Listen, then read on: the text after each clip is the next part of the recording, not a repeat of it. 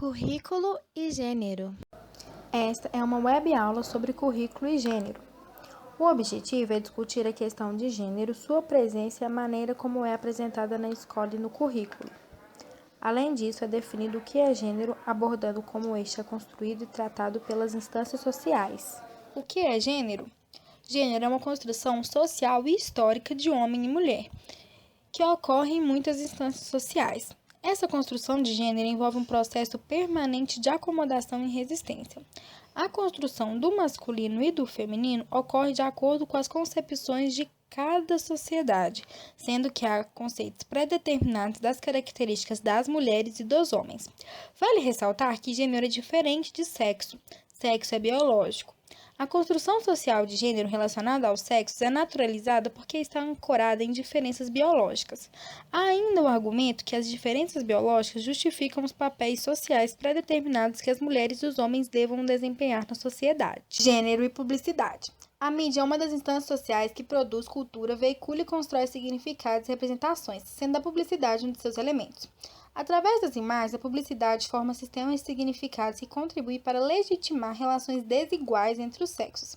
Dessa forma, a mídia e a publicidade reforçam as formas de representar homens, mulheres e crianças, quase sempre a partir das distinções entre os sexos. Neste contexto, características consideradas masculinas como força, autoridade e virilidade foram estabelecidas como símbolos culturais dominantes em oposição à fragilidade, fraqueza e sensibilidade, características consideradas femininas. Neste meio, é claro, existem imagens que rompem com esses padrões. Gênero e ciborganização. Na intensa conexão entre as pessoas e as máquinas, a juventude é sem dúvida um ícone nesse processo.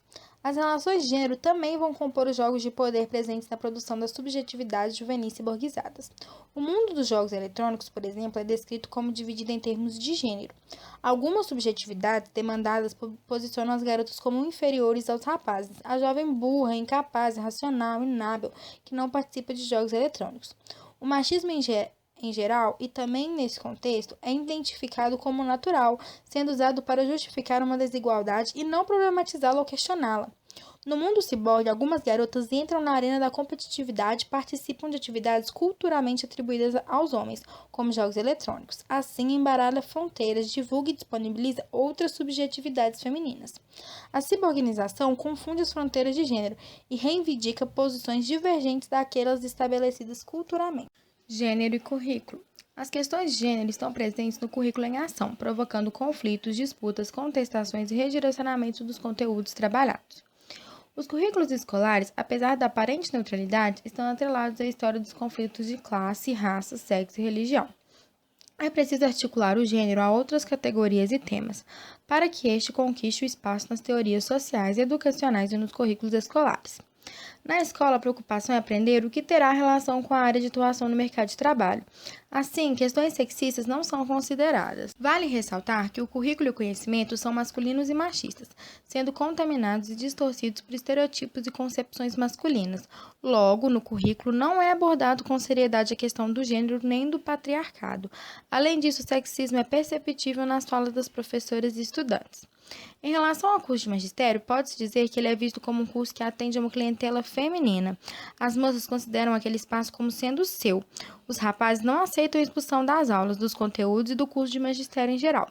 Eles lutam para conquistar espaço e para serem aceitos numa profissão que as professoras insistem em dizer que deve ser ocupada por mulheres. As mulheres, por sua vez, não aceitam passivamente a reprodução de seu papel como submissa.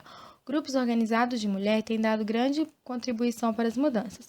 Assim, a história das mulheres começou a ser contada, e as pesquisas sobre as questões da mulher ou sobre as relações entre homem e mulher na sociedade têm abalado velhas crenças machistas de base patriarcal e têm feito circular outras categorias para refletir e analisar o cultural e social. Por meio das lutas dos rapazes para conquistarem espaço e das moças para modificarem os papéis que lhes são atribuídos, esses sujeitos se mostram como produtores de conhecimentos e ideias que podem contribuir para o redirecionamento do currículo em ação. Gênero na escola.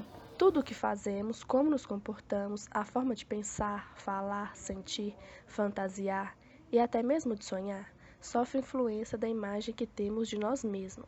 Esta imagem nós não produzimos do nada, mas a construímos a partir dos modelos que a sociedade nos oferece. Ao ingressar na escola, meninas e meninos já sabem muito bem qual é a sua identidade sexual e qual é o papel que correspondem. Até mesmo nos momentos de brincadeiras livres nas escolas, podemos observar que as crianças se encontram limitadas pelas normas estabelecidas, como se tivesse a liberdade para identificar com os arqueotipos que estão destinados a ele em função de seu sexo. As meninas têm liberdade para brincar de boneca, casinha, professoras. Os meninos têm liberdade para brincar de futebol, carrinho, videogame, lutas. Jogos e competições apontam para a construção de corpos masculinos mais fortes e ágeis, para uma agressividade sadia, que pode, geralmente apenas para eles, se manifestar em corridas e lutas de brinquedos. Nessas atividades, estimula-se um tipo de camaradagem considerada tipicamente masculina, na qual está presente frequentemente a lealdade, mas não se supõe intimidade, confidências, demonstração explícita de sentimentos. Essas formas de relacionamento, troca de segredos, intimidade, clara manifestação de afeto, geralmente são acompanhadas de um maior contato físico, que não é permitido aos garotos, ficam restritas às meninas. Na maioria das vezes, as manifestações das meninas tendem a ser de caráter pacífico e o dos meninos do caráter agressivo. Eles tendem a se identificar com os modelos vigentes na nossa sociedade e que não é trabalhado e discutido nas escolas. A escola apenas reproduz o modelo adotado pela sociedade e até ajuda a reproduzir esse modelo de distinções e desigualdades, mesmo que de forma indireta, como pelo currículo oculto. Esse olhar dividido nos leva a esperar desempenhos diferentes de meninos e meninas diante das mesmas tarefas ou atividades. Por esse olhar dividido, somos levados, por exemplo, a recompensar um menino e a corrigir uma menina por um comportamento semelhante, ou ao contrário, a aplaudi-la e censurá-lo. Somos levados a explicar ou justificar de maneiras desiguais seus desempenhos. As imagens que foram mostradas são parte de um trabalho realizado com alunos do segundo ano do ensino fundamental, em uma escola pública de Belo Horizonte. O que fazer para mudar? Se a construção dos gêneros é um processo social e histórico, isso supõe que ela esteja em constante transformação. Assim, muitas das práticas produtoras de meninos e meninas estão sendo hoje modificadas. É importante os professores e professoras perceberem o potencial político que necessariamente está presente na prática docente diária e no currículo, oficial e oculto. A escola é produtora de sujeitos e os professores e professoras não são personagens passivos nesse processo. Nós somos fabricados e nos fabricamos na escolarização. Assim, na problematização das práticas diárias, na linguagem das estratégias escolares, das referências teóricas, pode-se constituir, provavelmente, na primeira e mais importante atitude em direção a uma escola não sexista. Problematizar as práticas significa se perguntar não apenas sobre o que é ensinado, mas também sobre os modos como é ensinado e como é aprendido. Implica questionar as bases teóricas sobre as quais utilizamos nossos trabalhos, já que até mesmo muitas das chamadas teorizações críticas são meramente condizentes com a questão do gênero, deixando de efetivamente integrá-la em suas análises. Problematizar o currículo e as práticas significa perguntar quais os grupos sociais estão representados no conhecimento corporificado no currículo e de que ponto de vista estão descritos e representados os diferentes grupos sociais. Enfim, implica em tanto questionar o que é cotidianamente feito, quanto ao mesmo tempo reconhecer a possibilidade de subverter práticas. Essas indicações nos remetem, mais uma vez, para os possíveis sentidos dos pequenos e rotineiros eventos nas escolas. É indispensável reconhecer as transformações diárias e o que pode contribuir para a produção de uma sociedade menos desigual.